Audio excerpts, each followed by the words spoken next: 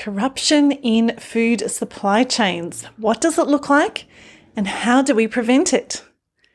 Corruption in food supply chains poses a serious risk to the safety of consumers and can also harm the environment. For example, corrupt behaviour by government officials played a role in the China melamine milk scandal of 2008, contributing to the incident which led to 6 deaths and hundreds and thousands of illnesses.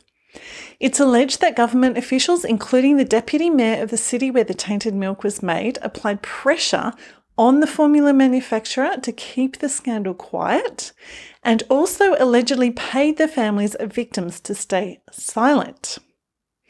Another example of large-scale food safety failures resulting from corruption is the weak meat scandal of Brazil of 2017, in which multiple food sanitation inspectors and politicians are alleged to have taken bribes from the country's largest meat processors in return for signing off on adulterated, substandard and rotten meat.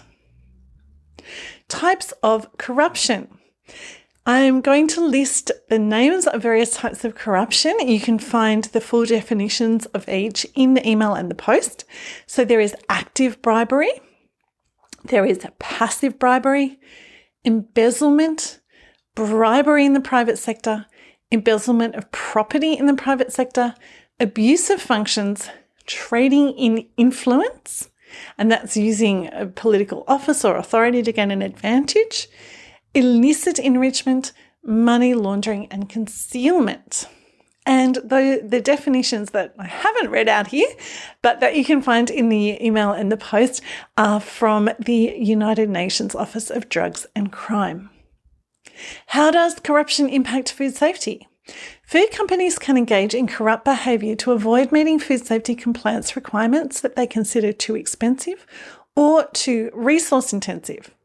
They can also use corruption to minimise food waste or losses from expired foods, for example by paying inspectors to disregard the sale of expired foods, which poses risk to consumers.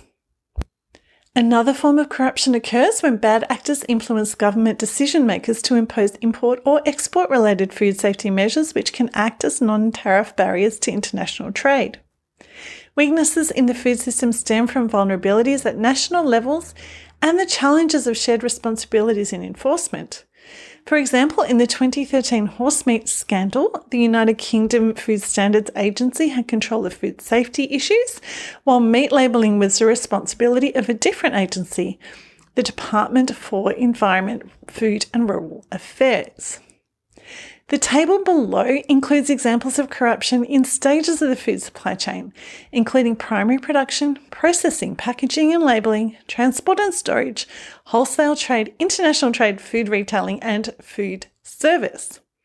These examples include farmers, retailers and food service outlets bribing officials to disregard food safety or compliance breaches, price fixing among food manufacturers, multinational agriculture companies seeking to unduly influence governments to benefit their business interests at the expense of animal welfare and the environment, and unethical practices in the submission of potentially harmful chemicals for approval as food additives.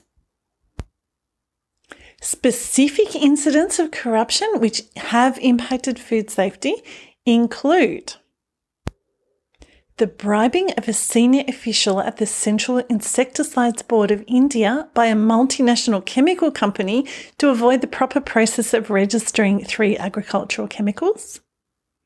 The bribing of purchasing managers at food companies to secure lucrative contracts for tomato paste supply and illegal price fixing of tomato paste by a large US tomato processor. Some of the tomato paste was sold with false information about its quality and mould count.